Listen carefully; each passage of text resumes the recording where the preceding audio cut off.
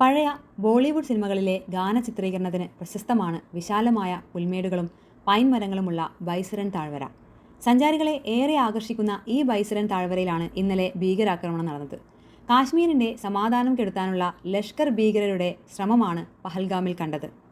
കൊല്ലപ്പെട്ടവരിൽ നവവരനും വിദേശികളും ഉൾപ്പെടുന്നു. 26 പേർ കൊല്ലപ്പെട്ടതായി സ്ഥിരീകരിച്ചു. ഇന്ത്യൻ പ്രധാനമന്ത്രി സൗദി അറേബ്യൻ സന്ദർശനത്തിലും US vice president JD Vance Indian സന്ദർശനത്തിനും ഉള്ള സമയം, അമർനാഥ് തീർത്ഥയാത്ര തുടങ്ങാൻ പോകുന്ന സമയം, ആക്രമണത്തിന് ഭീകരർ തിരഞ്ഞെടുത്ത സമയം ചോദ്യങ്ങൾ ഉണർത്തുന്നു. കാശ്മീർ വിഷയത്തിൽ സൗദി പാകിസ്ഥാന് പിന്തുണ കൊടുത്തിട്ടില്ല. ഇന്ത്യക്കെതിരെ ഭീകര സംഘടനകളെ ഏകോപിപ്പിക്കുന്ന പാക് ചാര സംഘടനയായ ISIക്ക് സൗദിയുടെ നിലപാട് നീരസമുണ്ടാക്കിയിട്ടുണ്ട്.